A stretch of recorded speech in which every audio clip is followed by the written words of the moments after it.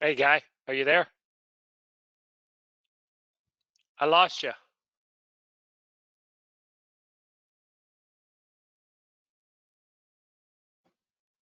Test. Yeah, I lost him too. We'll see if he's coming back on. Is the meeting started? Do we know? Yes. It is started? Well, hi, I guys. believe it is, yes. Welcome. A little bit of technical difficulties here. Hopefully we'll get those solved. Guy is in Florida. I'm in Texas. I'm Rich Drake. Thank you guys for spending part of your evening with us. And we're going to talk about dental sleep medicine. You know, what a perfect time to talk about this. I'm going to try to kill a little bit of time while Guy's getting back on. Somehow he pushed a button and got cut off, I think. But you know, we're all going a little bit stir crazy these days with the virus and all that stuff going on. And you know, there are 180,000 or so dentists who are basically unemployed at this time in the United States. And wow, I don't think we've ever been in that situation before. I think we're in a lot of firsts in our country right now. And you know, maybe this is a time for you to diversify not only your portfolio, which has gone down, I'm sure most of you know, but you know what you're doing in dentistry and how you're doing it. You know, we're still open 1 day a week in my office in San Antonio, Texas. Is what we do essential and life-saving? I don't know. Maybe a bit of a stretch to say it is with every single patient, but I think there are some patients where that's absolutely true. So, you know, we've developed a protocol at the office. Lisa, are you texting Guy or calling him? Yes, I did. I texted him. Okay. So we developed. I'll give him a call too. Okay, we developed a protocol in my office where, you know, we'll see new patients if they are symptomatic, regardless of how severe their disease is. Not symptomatic towards the virus, but symptomatic towards, you know, sleepy, tired, snoring, high blood pressure, diabetes, you know, things like that. And we'll see patients who are severe sleep apneics, whether they're symptomatic or not. So as long as they haven't traveled much and they don't have a fever and they don't have any symptoms, then we'll go ahead and see them in the office. If they prefer, we can do a lot of that stuff through telemedicine platforms now. One thing I think that's coming out of this is we're certainly becoming more efficient in my office at doing follow-ups. You know, typically how I was taught to do this 20 years ago, you know, by Keith Thornton, was the first guy I took a course from. And it was, we give them a dental device and then we see them in 3 or 4 weeks. And when we see them in 3 or 4 weeks, we go through, I use DS3 software and I go through the subjective test follow up and I look at, you know, the snoring. Is it better, same, or worse? We look at, you know, their energy level, things like that. Hey, Guy, you back? I think he's getting on finally. So we look through that, you know, and then we're doing that. So now we're basically doing the same thing over the phone. Yes. And then we give the patient an option to speak with the doctor or not, at least during this time. And about half of them are want to talk to the doctor and half of them don't because they're doing really well. Are you back, Guy? Yeah, I swear GoToMeeting has had more problems lately than I want to. It's like the unemployment office, Guy. They're very overloaded. Yeah. Everybody's so let me share my PowerPoint here again. I hit launch the meeting, I think, and then it immediately just threw me out. So you didn't take it personally, did you? Well, I'm about ready to, because it's the second time it's happened in a while. Can you make me the presenter? Can I? Yeah, go over to where it says staff, and so that I can go ahead and get the PowerPoint. Apologize, everyone, but send your grievances to go to webinar. We're actually switching to Zoom in the future here. So how do I make you the presenter? open up that panel, and I think you go over to where it shows us there, and then somewhere on the left side. Sharing, change presenter. Okay, Yeah, I'm gonna change make presenter. you. Yeah. Are you sure you want to do this? I don't Okay, know. I'm gonna put yes. I've been doing this for already 2 hours today. As long as we don't have to talk about COVID-19 for a change, maybe, and we can get kind of back to some normality here on what we're doing. So I think it says it is on my. Yep, I see your PowerPoint now. Well, that's nice, but I don't see it, which is not good. God. Today's the day. I'll cue you. Geez, this is really not good. I've never had this happen before either. Let me. Hey guys, a little bit of housekeeping while Guy is doing some of that. You know, the questions. Type your questions into the question box. We have some team members here who are doing that. You use that rather than the chat box. Everybody will get your CE. You got to give us a day or two to give it to you. So make sure you check your spam folder if you don't see it in your regular email. All right. Okay. I've seen it now. If I can just minimize this big, huge, humongous web camera that somehow you look better, a little smaller, Rich. I hate to tell you that, but okay. Jeez. Well, welcome everyone. This is, I guess, Rich, you've already done introductions. I'll just move on to the slide. Y'all can see everything now. Is all right with the world? Yep. All right. I was just trying to kill some time, Guy, and I was saying how, you know, what a perfect time amidst all of this stuff to diversify our dental practices. You know, I'm still open, you know, at least one day a week, and we're still seeing patients. So, you know, hopefully saw 4 or 5 today. Yeah, hopefully whether you're a seasoned professional out there and you've done this a whole lot, or whether you're just getting started, we're going to have something for everybody tonight. Yeah, and we have hundreds of people signed up for this. So I think you already mentioned, put your questions in the question box, and we will get to them as we go. Our team will answer them. We'll answer them, and we'll answer them verbally. We'll stay on as long as necessary. Sorry that we had a little bit of delay. I'll piggyback on that, though, Rich, and talk about, you know, this brings to mind 2007, 2008 to me. When we get finished with this health crisis, there's going to be ongoing problems financially in dental offices. And that's when I was really ramping up my sleep practice. I was, you know, I'd met you, and we were starting to put some of these systems together. And if it hadn't have been for sleep, my restorative practice went down in those years, but my overall collection and production and bottom line went up dramatically from 2006 to 2010, and it was all from sleep. So this can be the solution for you to get your practices up and running, and you can add this if the patients are still not ready to come in and get their crown and bridge work done as soon as you're able to go back in. And I think part of what we want to talk about here today is, why should you do this? And part of it is, I think we're going to talk about, I think it's your job. And Rich, you know, we've been using this slide or a form of this for quite some time. And I was thinking about this the other day, Rich. I think that I have asked, I'll bet 10,000 dentists and team members this question. And we start out the courses with, raise your hand if you screen all your adult patients for obstructive, I got on the apnea. Oral cancer. And, you know, everybody raises their hand. And then we ask people, how many did you find last year? And the most I've ever seen, 6 patients that they found of oral cancer in a dental office in 1 year. That wasn't an oral surgeon's office or something. We're getting referrals, just found them from screening their patients. And that's because it's 1 in 1,000. We ask, why do you do that? Well, it's because we want to save lives. Yeah, sure. When it's cancer and it's bad, and we want to help our patients. But the main reason we do it is because it's our job.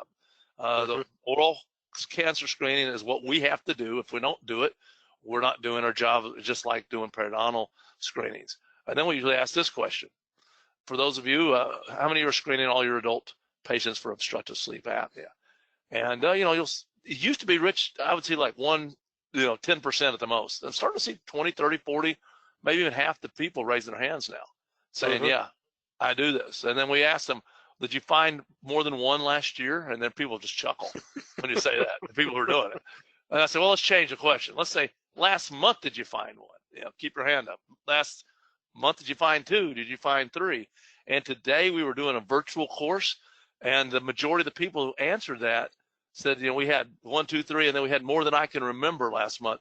And the highest percentage of the poll was more than I can remember. And that's because 1 in 5 adults has obstructive sleep apnea, as opposed to at least, right? At least in San Antonio, we like our Mexican food out here, so we're probably a little heavier than other parts of the country. So, I truly believe, Guy, that I like that when you said it's our job. Part of me thinks back to when we were in dental school. We were taught how to screen for oral cancer. I wasn't taught anything about sleep apnea. We were still using what's that black and brown? Oh, the rubber base. Yeah, rubber base. When I was a freshman, we were still using rubber base in dental school. So ruined many a good tie with that stuff. So, why do we do this? Hopefully all the same reason. The tongue's part of what we do. The back of the throat is where we collapse most of the time, and it's important. If you think that oral cancer is bad, look at the number of people that are suffering from sleep apnea, far more than from oral cancer, and it's killing people. You got 2 famous people on the screen here that, what's unique about them is that during their death, they mentioned both of these famous people, Dr. Judge Scalia and Fisher. I've got covered up the slide. I forgot her actual. What's her first name? It doesn't matter. From Star Wars, she, they said right in their in the publicity afterwards that obstructive sleep apnea, or the lack of treating it, led to, at least in part, to their death. And I mean, this is significant. These people had all kinds of financial means, and other ones we could look at. I know a lot of people know about Reggie White, and I have a personal one. A fire chief in Manatee County that I used to see on a regular basis. I'd see him at the gym. I didn't know him all that well. Hey, chief. Hey, doc. How are you doing today? That kind of stuff. And one day he comes up to me and says, Doc, I have apnea. And I've done surgery. I can't wear CPAP. Can I come see you? I said, sure. Let me get a card. And I went to my car and got a card, and I gave it to him. And I can remember sitting on the couch. My wife reads the paper and gives me the cliff notes, so I don't have to read it. And she's like, oh my God, look what's in the paper today. And he died within a week of him giving me that card, even though he was in all kinds of good shape with winning physical fitness competitions and so forth. And it's devastating. And so this is why we need to do this. We need to do this because it's our jobs, but it's the right thing to do. And, if you want to go home at the end of the day and think you did something worthwhile, then stay tuned for the rest of this, and we're going to go over why you should be involved in this and how you should be involved in this. That guy, every time I see a picture of that guy, I always think, man, he seems really happy about something. I don't know. What did you give him before you took that picture? He was always happy. Guy played guitar. He was just a jovial guy. And, I think what we want you to get out of this is when you look at someone like this, as dentists, we're focusing in on the teeth, and we can see a lot of things going on there. And I think our minds start treatment planning if you've been a dentist a long time.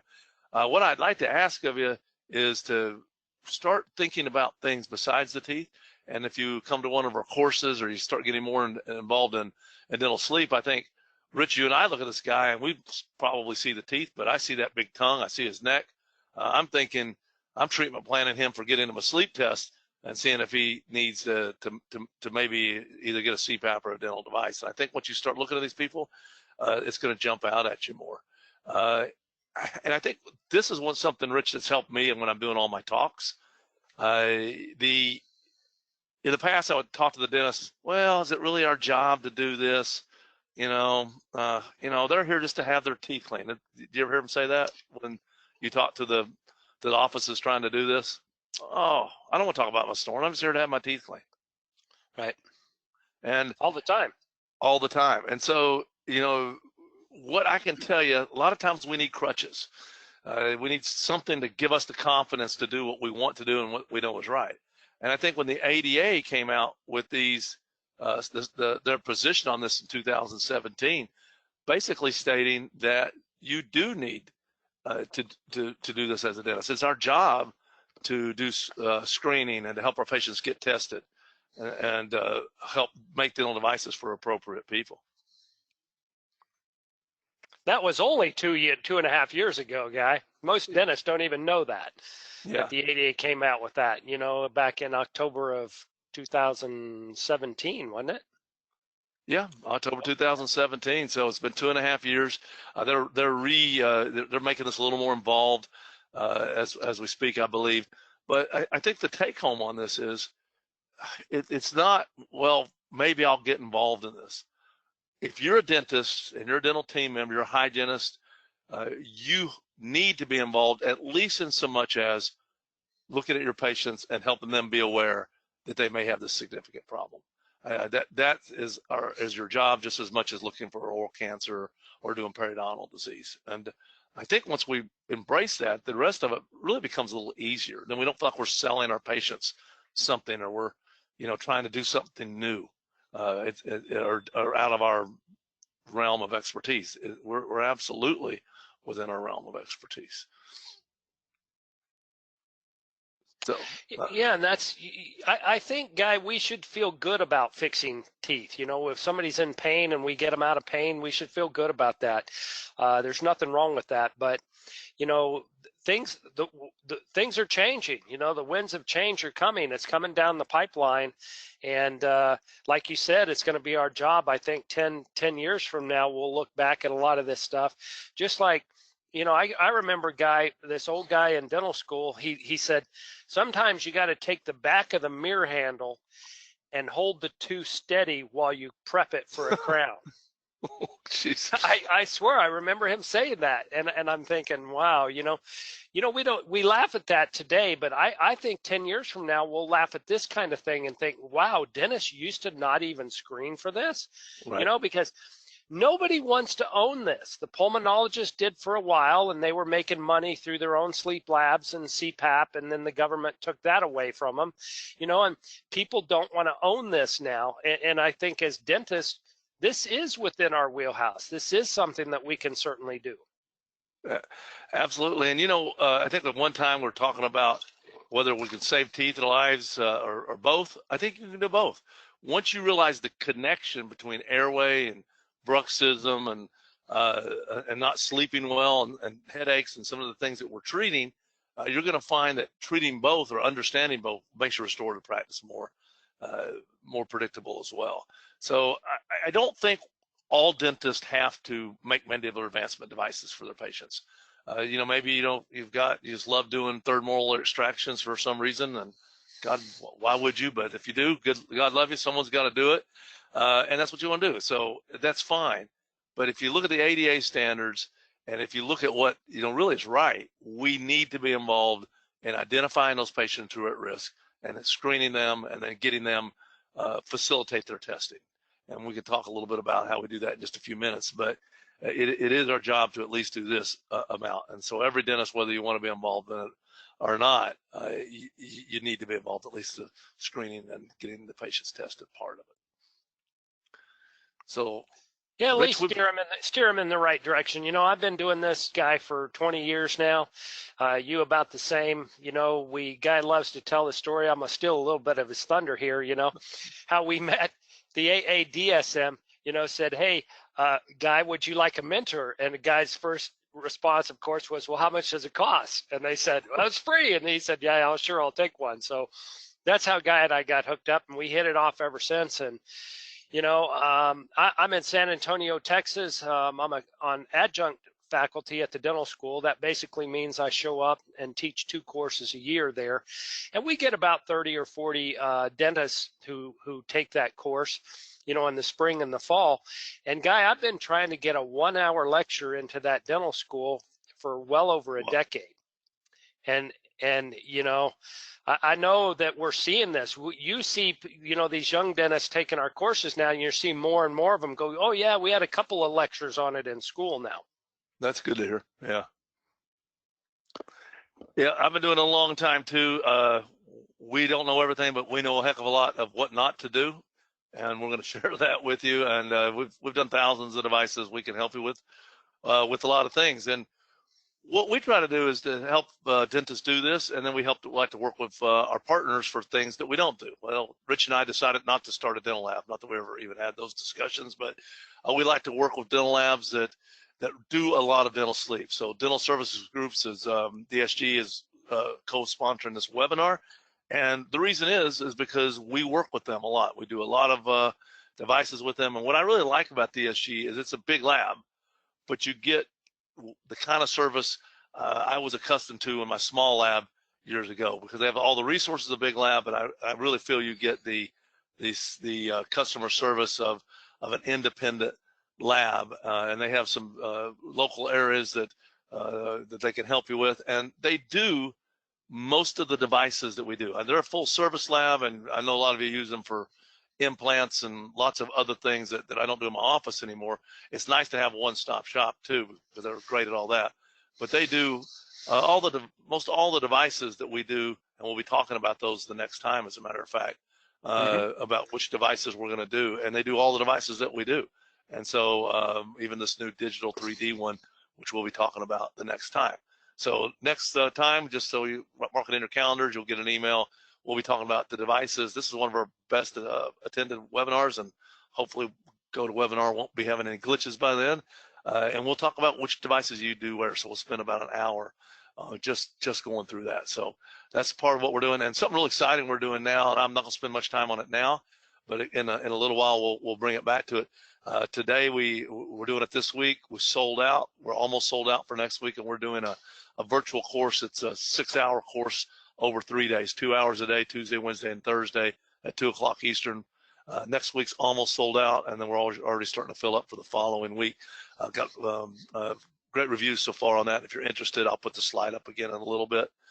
This is what we do. We help you with implementing it in your practice. Just one more housekeeping, and we'll get back to it. You will get the CE for this. It'll be sent to your inbox.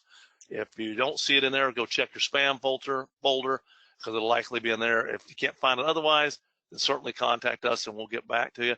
I see some people have asked some questions, raised some hands. Keep typing those in the question box, and we will get to all of them that we know the answers to, or can make the answers up to before it's over with. So, Rich, what did you call this day here? 2006, when the practice parameters, the day the ground shook or something, you said to me. Yeah, the day the earth moved. You know, I mean, when Guy and I started this, you know, we didn't even have a code we could file. You know, people were using these weird, you know, prosthetic, you know, kind of codes and all kinds of weird stuff. And I'm a little bit saddened to say that as dentists, we didn't come up with this, but basically a group of physicians and a task force got together and they looked at all the research, and at least it came out, you know, at that time said, hey, for mild to moderate sleep apnea, you can use a dental device as a first line, because all the physicians were asking, hey, should we be using dental devices?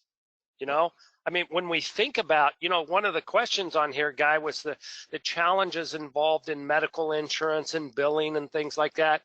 And it's difficult to do. And then now the physician doesn't want to refer to the dentist, you know, because this is a complicated thing. So as the physicians are getting these types of guidelines, then as dentists, we're getting raised up.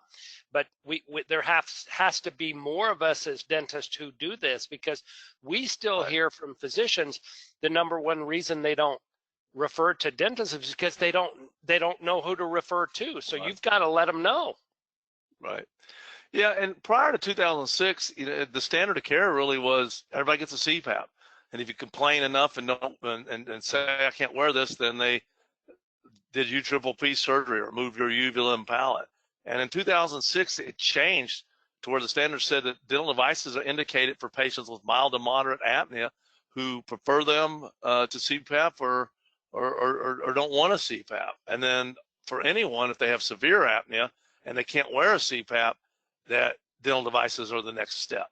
And so that's what really changed. And that's part of the reason when these practice parameters came out, Rich and I were talking, I said, I'm going to start putting more effort into my sleep practice. I think now's the time. I think maybe now we'll get some, physicians to listen to us. We'll get insurances to cover.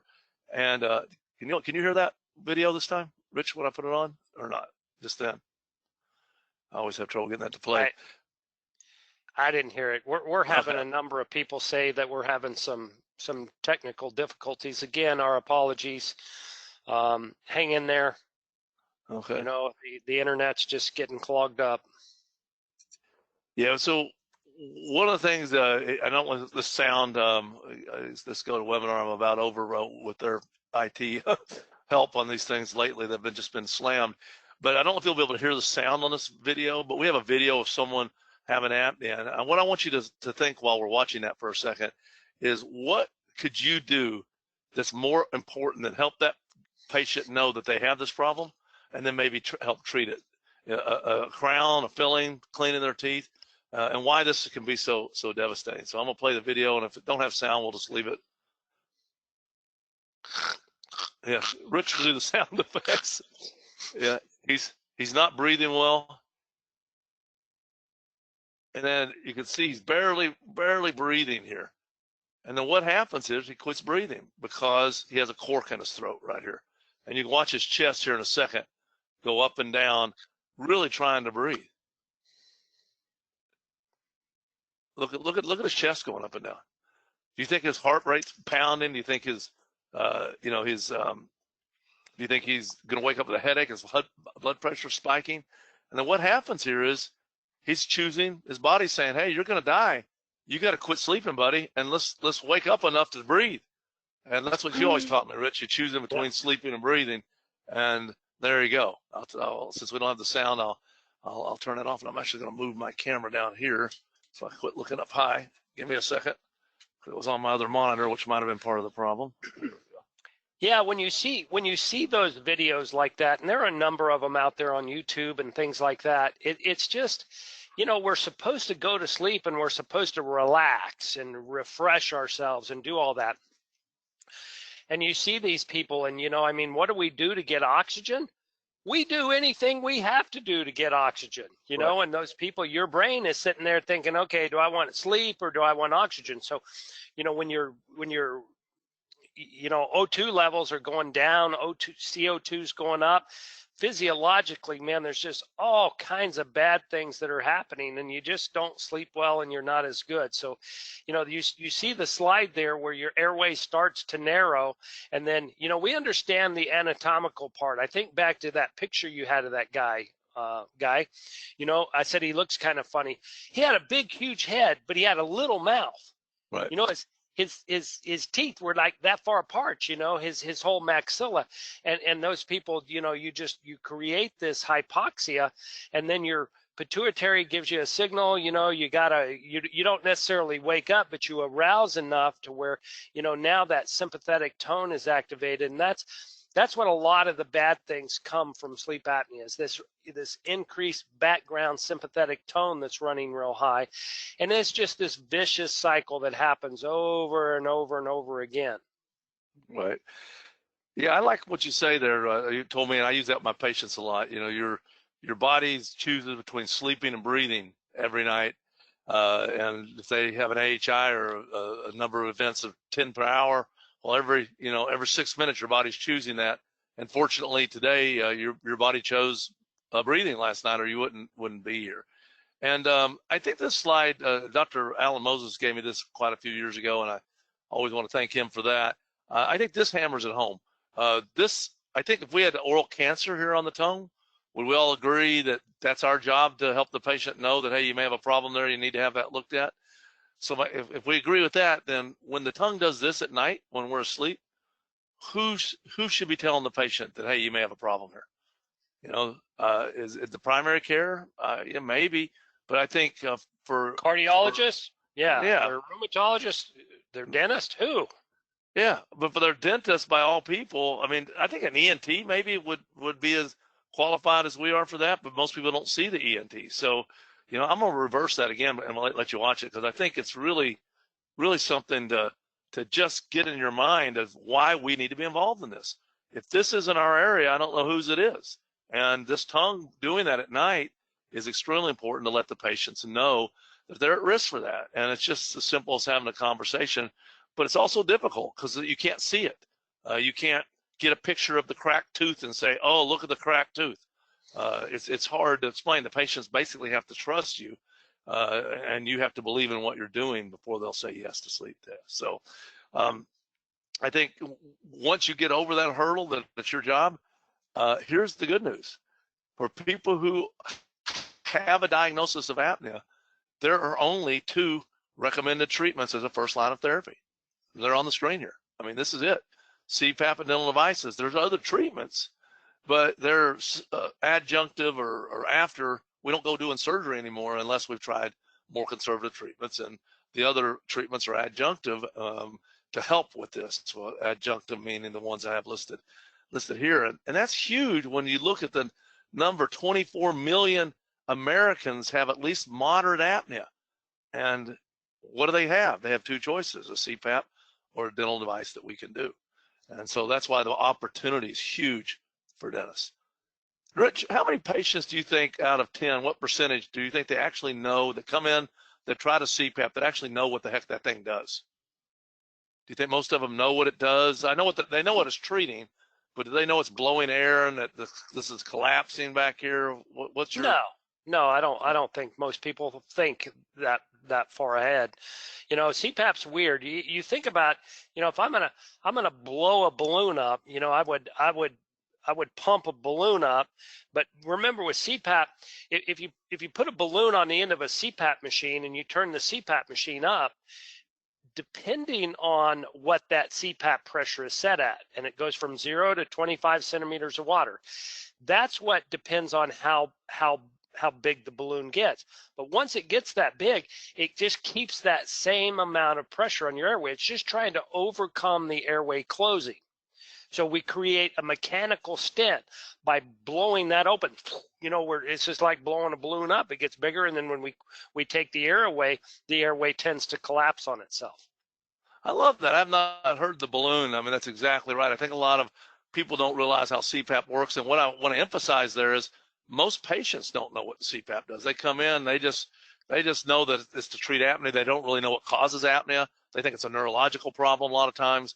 And so you're going to know more than a lot of your patients just at the end of this 1 hour webinar about this. And CPAP, usually, if you get a good seal and you get a good machine and you get it adjusted right, most of the time, not 100% of the time, but most of the time we can apply enough pressure to keep the airway open like Rich described, okay? Most of the time. But if that's true, then why are we even sitting here talking? Well, because they have to wear it, okay? So it only works if you wear the thing. And the compliance on CPAP, it depends on who you listen to, but I always say 50% at best. I think that's, no one's gonna yell at me that, hey, that's way off. Sometimes the makers of CPAP can cherry pick their studies and get a little higher than that. But I think most people will agree that for people wearing it every night, all night long, maybe half the people at best do that. It's likely even south of that. So that's why we're here. Dental devices, people wear. The compliance is really high. It's way higher than CPAP. They have chips they can put in them now. We know that for wearing it every night, all night long, it's in the high 80s. That, you know, most people will wear it, and that most every night. Here's some of the devices DSG does, by the way, which we'll be talking about next time. But the overall effectiveness of the treatment equals the efficacy of that treatment and how much you wear it. Those two added together. I think for many years, I think where we were back in before 2006, this second part was missing from the equation. And everybody's, well, CPAP works better. It's the gold standard, you know. Did it work for the judge? Judge Scalia, did it help him? No, because it was unplugged and he wasn't wearing it the night that he died. And so, you know, if you look at a scenario here and you look at 100% effectiveness, well, if the CPAP's 100% effective and gets rid of all the apnea, but you only wear it half the night, hey, we're only about 50% overall treatment effectiveness, or what's the word they're using for that these days? The this apnea load, we're decreasing the apnea load by about 50%, I think's one of the words people use. But let's take a dental device, and I think these numbers are, we could show you some studies that that's not being overly overly confident in dental devices. They work at least that well in most cases. And so let's say it's 70% efficacy, but they wear it all night long. Well, we're decreasing the apnea load by 70% versus 50. And so this idea that CPAP always works better is not true when you add compliance into the equation. And that's something I think it's easier for us dentists maybe to understand. Part of what you need to do is help everyone out there understand that the medical community this, because a lot of the doctors still think, you know, CPAP always works better. I would say most of them do, Guy. You know, I have physicians I've been working with for 20 years now, and their patients still mild sleep apnea, AHI of 5.2. They still give them a CPAP every time. You know, so part of what's happening in the big picture of things too is, as dentists, as more of us get into medical networks, that was one of the questions earlier, Guy, you know, and if you have that question, you know, contact Lisa at dentalsleepsolutions.com. She's the best person in the world to talk to about that kind of stuff. But you know, this is just becoming more mainstream. You know, more patients know about dental devices now. You know, there was a big corporate solution for dental sleep in Texas here for a while, and they were spending $100,000 a month advertising in San Antonio. That actually helped my practice because, you know, a lot of patients were like, hey, what's that thing about the dental device? So your patients will be asking their physicians as well. So you got to kind of start to connect all these dots as you do this. Yeah, and what I want to emphasize here is that most people have this, have apnea, aren't successfully treated because most of them don't know it and most of them aren't wearing their CPAP. And if we just look at this from a marketing standpoint, there's a huge opportunity for marketing. And here's where I usually say the most bold statement I say, and it's a true statement. I'm not having anybody say, hey, wait a second, that's not true. Obstructive sleep apnea is our country's most significant undiagnosed, untreated medical disorder. There's nothing else that's this bad for you, that's this prevalent, that so many people have, and then once they have it, they're not even though they have it, they're not being successfully treated. It's a huge number of patients. Most of these people are getting CPAPs and not wearing them. 24 million Americans have moderate or greater apnea. The numbers are huge. Some research has been showing that, you know, the market for dental sleep is growing over the last 5 years. We're certainly starting to see it in our with our members. I know DSG, we've had discussions with them about how rapidly it's been growing, and I think now's the time to get involved in dental sleep because the 2015 practice parameters. So we showed you the 2006, the 2015. What are they, 50-something pages long, Rich? I think best I remember. Too many. But they look at a lot of studies and they revisit this idea of what the treatment is, and essentially they still recommend dental devices as the first line of therapy, and they kind of soften the recommendation for severe. Even they're saying anybody who wants it, as opposed to CPAP, should have a dental device. And the reason is that 83% of the patients may be non-adherent to CPAP. So this isn't Guy and Rich's opinion here. This is right out of the AADSM 2015 practice parameters that came out a few years ago. So things are ripe for dentists wanting to get involved in this. And if you want to get involved in it for the right reasons, look at all the stuff on the screen here. Your patients who have this, they're independently, if they have apnea, it independently, with all the other things aside, contribute to these medical disorders. In other words, you have apnea, it's going to contribute to your hypertension, independent of obesity and other things. And I'm not going to read them all to you. They're on your screen. But my gosh, does anybody want that stuff? And would you wear a mouth guard to help prevent or lessen the degree of these type of medical disorders? I mean, I think most people would. It makes our job a lot easier when our competition is a pump that goes over your face or a mouth guard that you get to choose to wear. It makes it a lot easier. Rich, I think you made this slide a while back, and I still love it. Why do we do this? I think two reasons. One, I'm going to change that, Guy, from it's the right thing to do to, it's our job. I do believe it's our job, but it can also be seriously the most meaningful work you will do, probably outside of your church or your charity work that you do, or you volunteer or something. There are other things in life that you can do that are very meaningful as well. But we just, every day in my office, Guy, it's just, oh my gosh, I just feel like you saved my life. You saved my marriage. You did this or that. And if you've not done this, you've not heard that, that's coming. It's down the road. If your first patient doesn't like you and the device hurt their jaw and they had all these issues and their bite changed and, this and that and all these other things, just know that that's not the norm. That's not the norm. No. And I'll just tell a quick story. My partner, Justin, Dr. Elicafer, he applied for a job almost 2 years ago, and he thought that we were doing sedations. He saw Dental Sleep Solutions, and he had a sedation license. He'd flown down to Florida from Indiana, where he was from, and he's like, "Oh man, I thought it was a sedation job." No, it has to do with we treating sleep apnea. He goes, "Really? All right. Well, I said, well, come over and hang out. Let's meet anyway." And I said, "Come by the office and spend the day." He came by the office, spent the day. He said, "Can I come back tomorrow?" Yeah. And he came back the next day, and he actually went and shadowed my associate at the time. And he's like, "You paying all these people to say this stuff?" I mean, is this really the way it is, or is this one of those setups where we paid a bunch of actors to come in?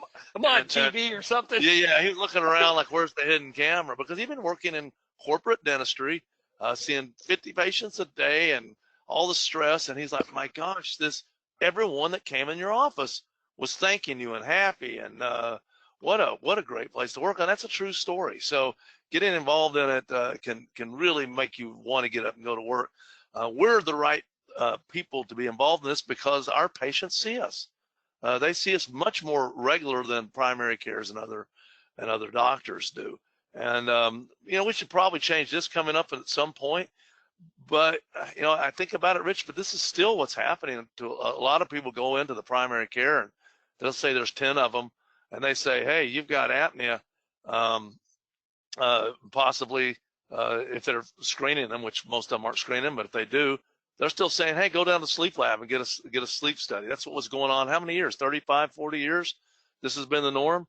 How many do you think will actually go? You put your own numbers here, but Rich and I would be surprised if any of you could put a number higher than 5. Most of them are most of the studies say it's about half. Yeah. Yeah.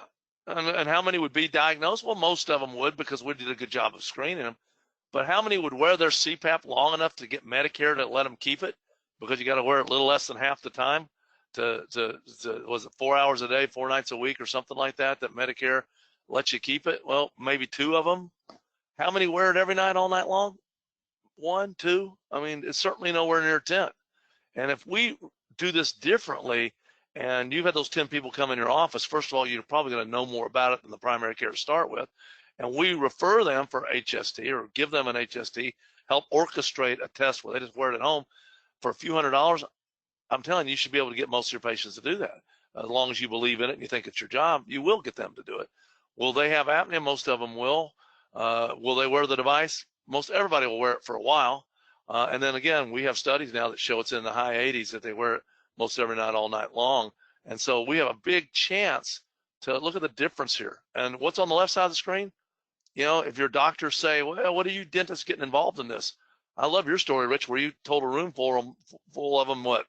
You've had 35 years to solve this problem, and look what you've accomplished. Yeah. 2% of the people. Congratulations. You're treating, like 5% of the people effectively. They're like, who is this guy? They started throwing things at me. But like, are you reading something that I'm not? You talk about CPAP being the gold standard.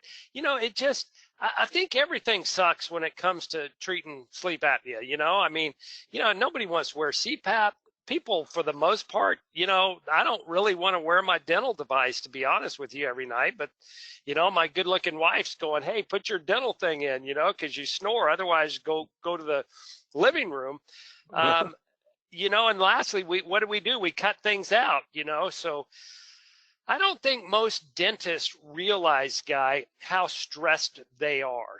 I didn't feel like I was stressed when I was practicing dentistry, but when I sold my practice and then I got into sleep, it was several months later before I felt like, wow, and I don't care how much, how good you are at practicing, the proper technique and everything like that. That's how I practice, Guy. I was bending over, looking in people's mouths because I couldn't see it if I didn't.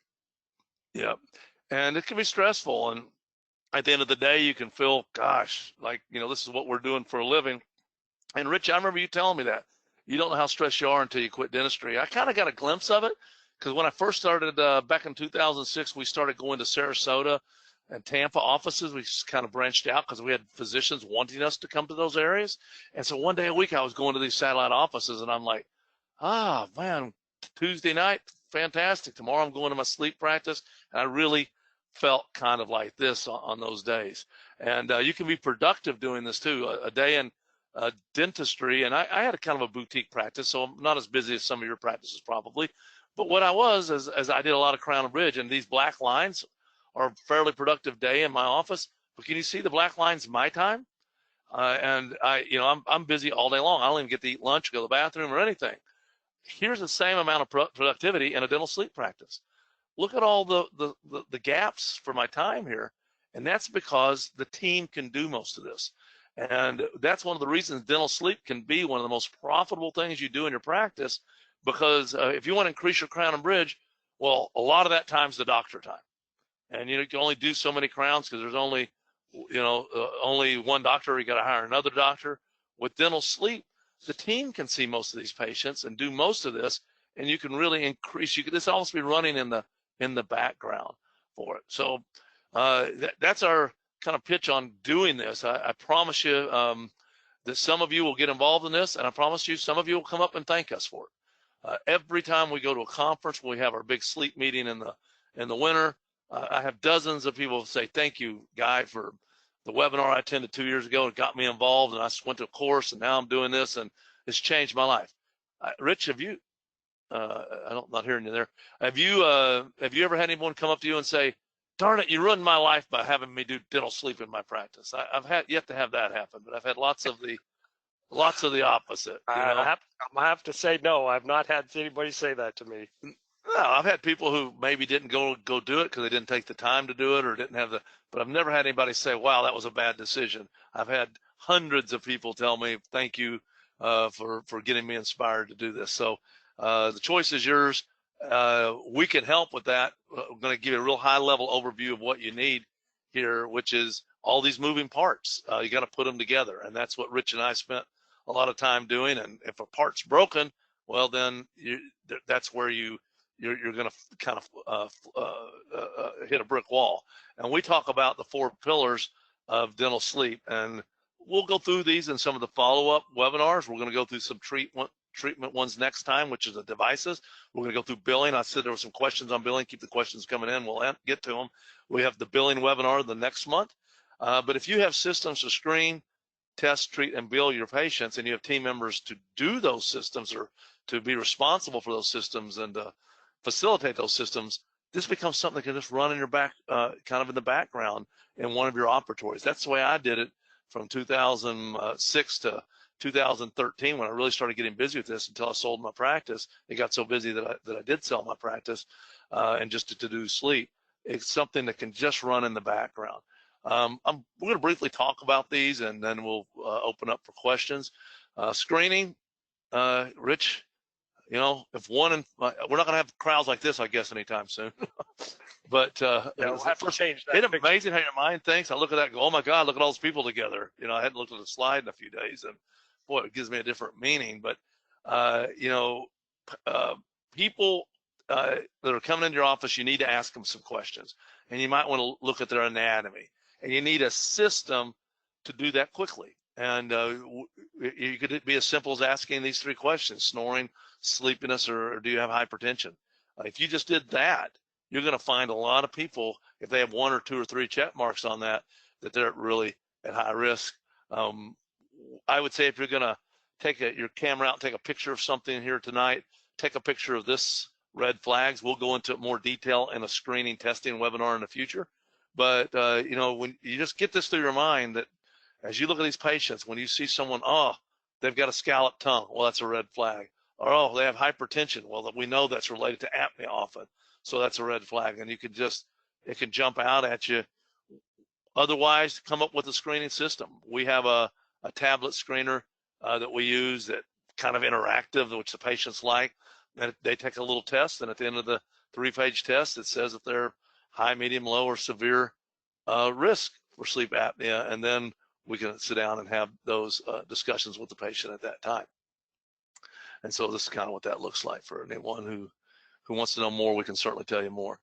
I would say, Rich, the 2 areas that have changed the most in dental sleep since you and I have been doing this around 20 years is testing, and then probably billing. We'll be talking about billing next time. But I would say testing is right up there. When you and I first started doing this, you only had the choice on the left.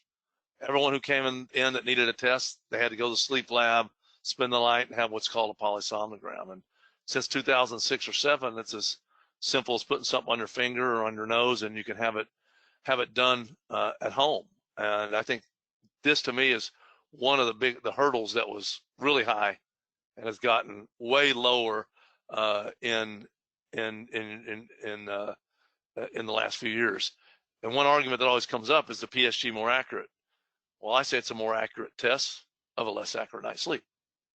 And an HST is a less accurate test of a more accurate night's sleep. And now, some people argue that first part's not true anymore because the home sleep tests have gotten so accurate that it may not even be less accurate. But assuming that that's true, what do we mean by that, Rich? You want to explain if they don't sleep well, what does that mean? Well, we're gonna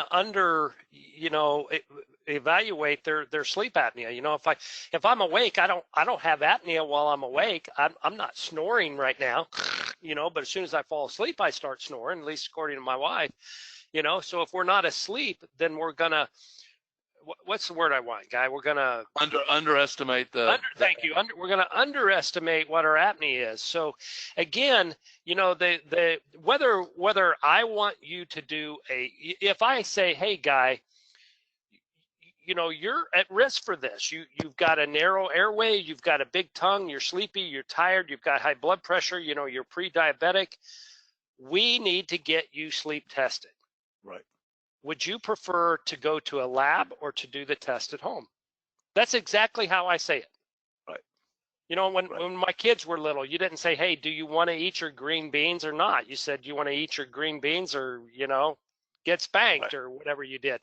You know, so, and people go, well, I think I'd rather do a home sleep test. So, you know, we've had a couple of questions about this tonight, Guy, and we could spend an hour talking about this. So number one, I just say, hey, make sure that your state, you can order a sleep test as a dentist. There are a few states where you can't do that. So just make sure that your state board says that you can. I like to get the primary care doc involved, or what we call their best MD, you know, because we need the prescription and the letter of medical necessity. But it's complicated, but at the same time, it's not that complicated.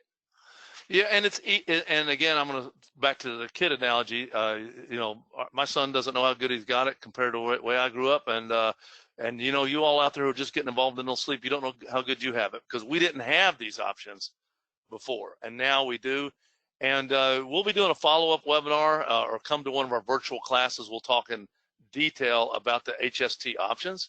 But you know, you have the in-lab test, and then there are ways of getting your patients tested through companies that do this for you, through owning your own equipment and dispensing it in states that allow that.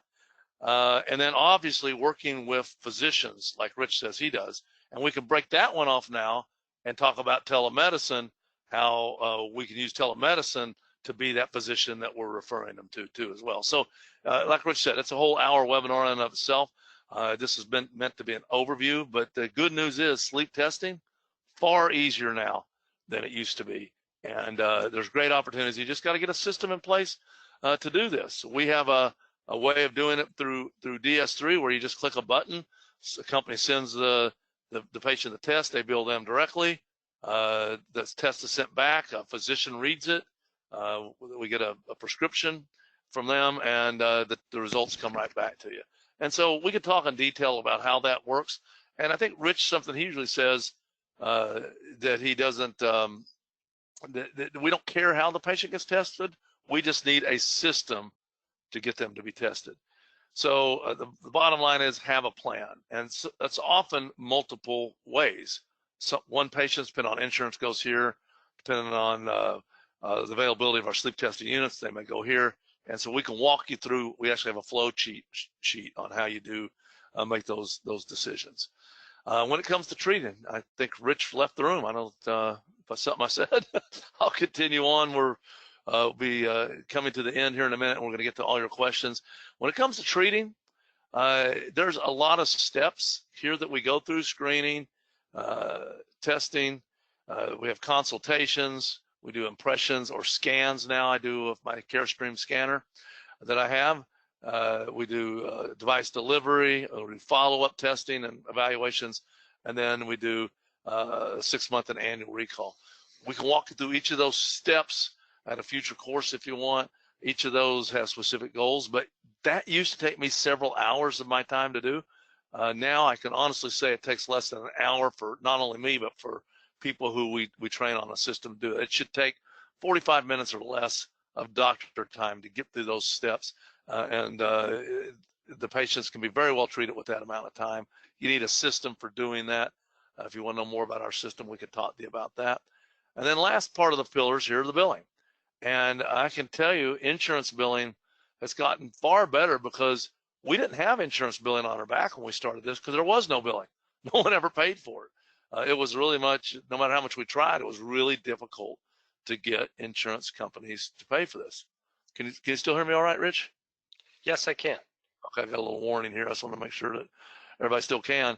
And the quick message on this is we have companies now, and through DS3, we have ways that you just click the button, the claim's submitted, they process the claim, and the results come right back into our software.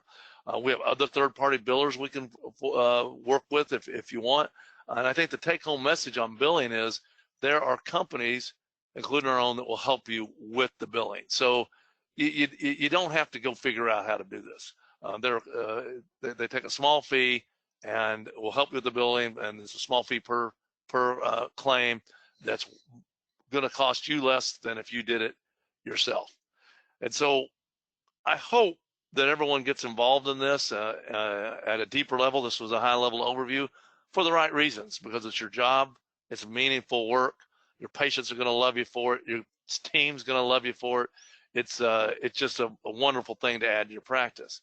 But the added benefit is, hey, you can make more money too.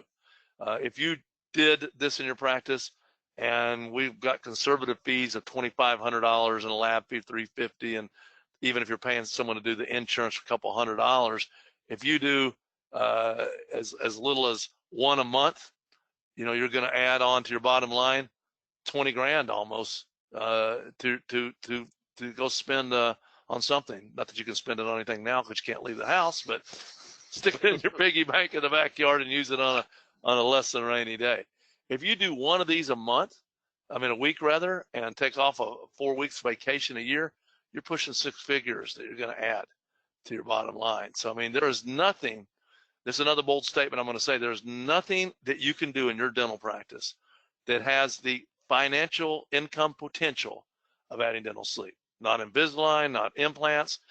This has the highest potential to increase your revenue of anything out there in dentistry because it's something you can readily do. You can do it fairly quickly. You can get it going in your practice. It doesn't require all dentist time. It requires mostly team time, and it can add a whole nother practice within your practice. So I mentioned that there's a special offer from DSG coming up. I hope I mentioned that earlier. We thank them for sponsoring this tonight. We're going to get to your questions in a moment, but this is a great deal. Just take advantage of it. You go to dentalservices.net/DS3. Take a picture of that if you want. And what you get there is just sign up, and you're going to get $50 off your first sleep case. So that's nice. I might just go there myself and see if I can sign up under John Doe or something and slide in and get that. And then you get this free this marketing kit, which is nice. I mean, it's got all their devices. This little thing right here, I love. It's got all the devices. And when we go through this on the next webinar, we'll talk about each of the devices, the ones we do mostly. But this is kind of the cliff notes for what Rich and I are going to go over at our next meeting. And you can hold it in your hand. You can look at which devices work a little bit better in certain situations. You got some marketing stuff, and it's free. Just all you got to do is click on that and go sign up for it. So it's dentalservices.net/DS3. Just go there. It's painless. No one's going to hound you or put you on a spam list or something like that. So just take advantage of it. It's our way of saying thanks for DSG sponsoring this and for you taking your time out to be with us tonight.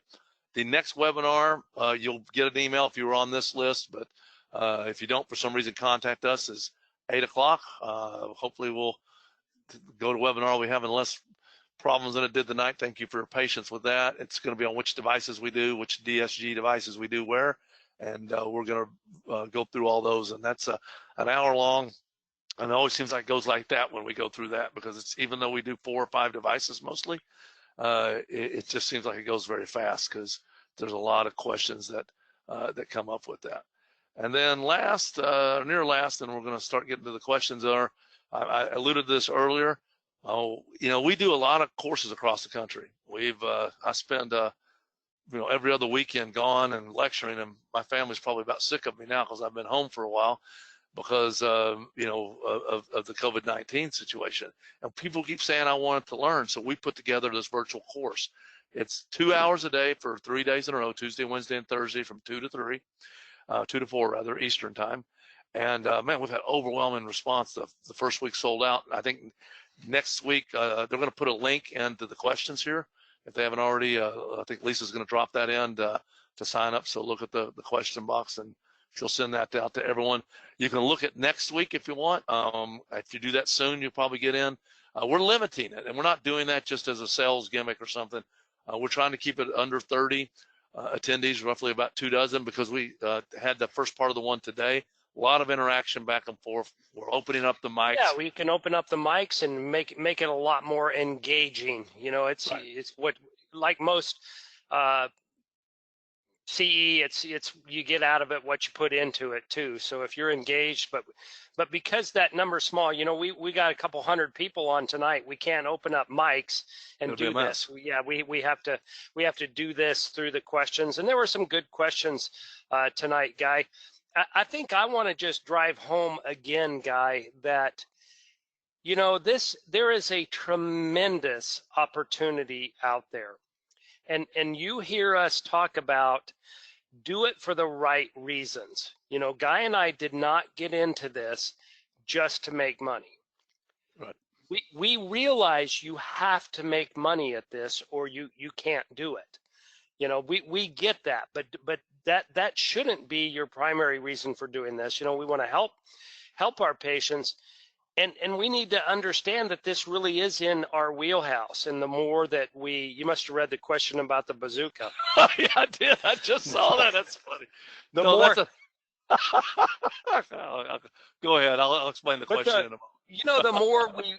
The more we realize that, this is something that we can do. And most dentists don't have very big, much latitude as far as getting out of their comfort zone. So you're going to have to get a little bit out of your comfort zone.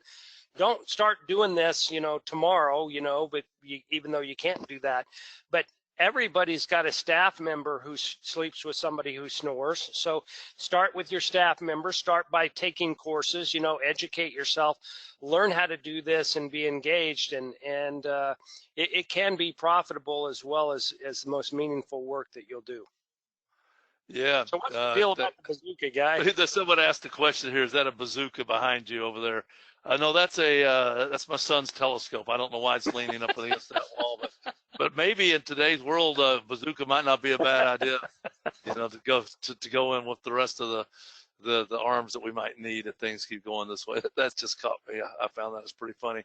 A question down here. It looks like a lot of them got answered, but what is the cost for patient to pay for HST? It depends. That's the answer to a lot of questions, but what does it depend on? If you buy your own unit and you dispense it, then you're in charge of that. It can cost you anywhere from $60 to $130 to cost to you for the physician's read, and you can make a fee after that. If you use a company like sleeptest.com, or a good friend Ryan over there, who's the founder and CEO of that company, their fees are around $283, I think, a maximum out of pocket for people who don't have any insurance benefit, and they're doing some exciting things with telemedicine as well. So that's some things they can do. So I would say between $150 to $350 would be the out of pocket for a patient, depending on their insurance and so forth. So it's very reasonable. And I can tell you this. I went to an office and we do some consulting where we go in the office, and this office had 8 hygienists, and they were only doing 4 or 5 devices a month. And I'm like, what's going on? Oh, no one wants to get sleep tested. They say it's just they're not interested, it's too expensive. And I spent a day in their office and talking to their hygienist, and went into after one of the hygienists, and they told the patient to get a sleep test, and the patient refused. And I said, well, what did the patient do today? Well, they had x-rays, they had a prophy, the doctor came in, and it was like $370 that they spent in that office. I said, so you're going to tell me this patient will spend $370 to have some x-rays taken, to have crap scraped off their teeth, and have the doctor come into it, but they don't think breathing is as important as that. Now, what am I missing here? And once you realize how important this is and you believe in it, your patients will pay a few $100 to see if they're breathing or not at night. Yes, the question down here: will the April course help you to treat patients? This is really a condensed version of our 2-day course that we do all across the country. All the same materials presented there. We're staying on after each session as long as necessary to answer your questions, and you will have the information to safely go out and start treating your patients. And I think you'll have the information, and we're going to give you advice on how to start on that. So absolutely, if you come to the virtual course, that's the intent. It's really that is the intent. To at least get you started. Yeah, you're not going to be a pro at it, but you got to make. It's like anything you do. I mean, think about the first crown you cut. Somebody had to turn you loose at some point, to do that. So it's a learning process, but that's exactly what that course is designed to do, is to help you get started. We call it the GPS course. If I go back to the slide on that, and the reason we call that is we're going to help you, give you the map to navigate through the obstacles of dental sleep in each step.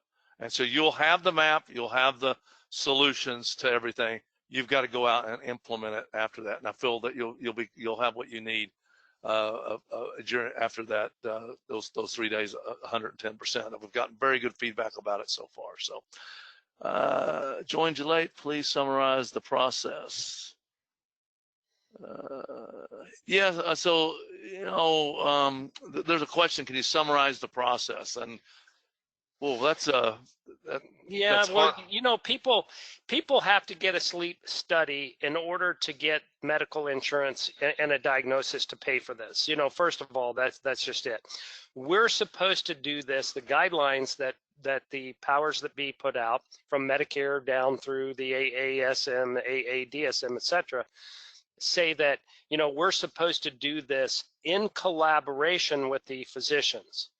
So when we talk about the sleep test and creating some sense of urgency for the patient to do that, then we, verify benefits. It's like the slide that you had, Guy, where you walk the patient through the different steps.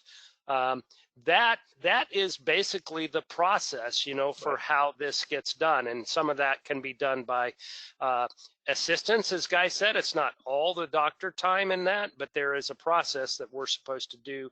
And the more I think you stick to that, the better it is. Absolutely. And a question: are we supposed to be certified? Boy, let me open this can of worms and talk about it for a second. I'm going to change that a little bit because certified, who's certifying? What does that mean? There's special interest involved in that. And what I would change this to, you should be trained and you should do everything you can to learn the proper way to do this and to do this in a fashion that we can predictably treat our patients in most cases. And that's what we teach, how to do it. And there's other places that likely can teach it. I can tell you, I know some people who are certified by some organizations, and I don't think I'd let them make a device on my good friend. And then I know people who have no certification who know how to do this better than most people. It's kind of a word overuse. It's a can of worms for sure. Again, in Texas, for example, the Texas State Board says you have to have 12 hours of CE before you can start doing this. So if you're a dentist in Texas, you're supposed to have 12 hours of CE. Are you certified when you do that? No, not particularly. In the AADSM, they put out some of their certifications. Again, the idea behind that is we're trying to educate a dentist so that she knows what she's doing before we turn her loose out there, and we do that. So educate yourself, take it upon yourself to take courses like the GPS course. You're here tonight. You're learning about this stuff tonight. You've taken some time out of your week to spend with us, and hopefully we've piqued your interest in this, and just don't let it stop there. Just like you want to learn about anything else, just learn about it. Absolutely. So there's a question about the bite registration. We will talk about that next time a little bit briefly, I think, with the device selection, a webinar. We certainly go into that in that virtual GPS course. We use something called a George gauge or a Pro gauge. You can Google that, and there's lots of videos on how we do that. And then I know on our YouTube page, you can go to Dental Sleep Solutions YouTube/YouTube. We have a video on how I take a bite with my CareStream 3600. And I don't even use bite registration material. We just put the jaw at the position we want, and then we marry the devices together. Not the devices, the arches together at that open forward position. So there's a video if you want to put in a question or contact, type in consult or something like that, or please help with this. Someone will reach out and point you towards that video. And by the way, if you all want to just know more about what we do or anything about have questions that we didn't get to, just type in consult, and we have a whole team of dental sleep medicine experts. That's what we call them, our member support experts. All they do is help dentists do this in their practices, and they've got time to help you. We'd love to help you, and if you got questions we didn't get to, just get on a chat with them. They're happy to sit down and talk to you about what your challenges are and see if we can help you in any way. So that's it for that one. Certified. You are getting CE for this. It should come to your inbox within 72 hours. Check your spam if they don't go there. If you don't see it in the next 72 hours, it looks like yeah, I answered some of those, Guy. Yeah. So yeah, again, yeah, we want to work with sleep specialists, but don't limit it just to that. Yeah. You know, we get up until this virus stuff, we're averaging 100 to 120 physician referrals a month in my practice in San Antonio. 40% of those come from primary care MDs. 40%. So yes, don't ignore the sleep specialist, but certainly don't ignore any type of physician or provider or PA or nurse practitioner for that matter. Absolutely. Well, I mean, I tell you, we had, I think just south of 500 people register for this thing tonight and several hundred on. So I'm really appreciate the question. Sorry we can't open up the mics. Again, that's why we're doing, let me back it up to that screen for a second, just so in case anybody wants more information on it. There's the virtual course dates again. We'll limit that again so that we do open up the mics, and we'll get to all your questions then. Rich, are there any more here that we need to get to? No, I think we got it between what we've talked about and our team that's helping answer some of those. Looks great. Again, you know, you can reach out to us. You can reach out to the people at DSG. They'll all help you get, you know, pointed into the right direction. And, you know, that's the whole point of this. We want to pique your interest. We want to kick you in the rear. If I could reach through that computer and kick you guys in the rear end and say, hey, get involved with this. It's not that hard. You know, if you can learn how to do a root canal, I promise you can learn how to do dental sleep medicine, you know. So, but be humble about it, and be smart about it, and educate yourself, and you know, surround yourself by people. You don't have to reinvent the wheel. You know, when Guy and I started this 20 years ago, we didn't have anybody to call. You know, now there are people you can call. There are industry experts besides us, you know, and lots of people are out there to help you do this. Yeah, and I think one question is, what is our software component? You know, the software is the backbone of what we have. It's called DS3. It helps manage the process so you do it efficiently and profitably, and just don't get lost in the process. And so that's kind of the backbone of what we do. But what our company does, because I see a question about that, is we help you succeed at dental sleep through education, through the software, through ongoing support. We have our member support team, as we mentioned, and through billing. And so we work with third-party builders. We have our own billing that we can set you up with whoever you want to work with, and we make that process all seamless. And you know, it's going to take those pieces. Because you have a lot of questions. You have a lot of questions. You have a lot of questions. I mean, think about it. You just, every time you turn around, you have another question. Well, who do you call? You know, who do you team up with to do that? And that's what we do. We help you do that. We help you do that. And I can tell you, there's never been a better time. You've got time now. You can get your systems in place. You can get this ready to be up and running. And I'm just confident some of the people that I'm spending time on these webinars with, on these courses that we're doing virtually, are going to come back and thank us sometime this year, the beginning of next year, saying, wow, that helped me through a difficult time. And it's going to help their patients too, because if this thing lingers, we can still, we're more like a medical office, and we can see patients when maybe dentistry we can't. And so I think it's going to help us through this crisis. Thank you, everyone, for taking the time. I know that's stressful out there. I think it's kind of nice for me personally, when we get on these, I kind of forget about what's going on in the world, and try to get some normality to this madness that we're going through. I hope that you're safe with your families and doing everything you can, and we'll continue to do more and more of these webinars and help you out. If you have any questions, don't hesitate to reach out to us. We're really just here to help, and I hope to see you all at one of our virtual courses. Or I didn't mention too, we do have in-person courses with DSG. We suspended probably the one coming up in Seattle in June. I don't know if that's going to happen, but hopefully the ones that we're doing in the fall I know one's in Minnesota. I forgot where the other one is off the top of my head. Hopefully we'll be able to have that one and see some people in person too. But until then, let's do the virtual thing. I think we're going to put a virtual a course together with DSG as well. So any other questions anybody has, you've got our contact. Thank you for your patience too with the GoToWebinar glitchiness. Thanks, Rich, for doing a monologue at the beginning to get us through. I'll be interested to see what you said on the recording. All right. I'm going to hit the end button here and let everybody go back. Thank you, guys, for putting that together. Thank you, guys. Have a good evening. You guys, please stay safe. All right. Thank you. Bye-bye. Bye.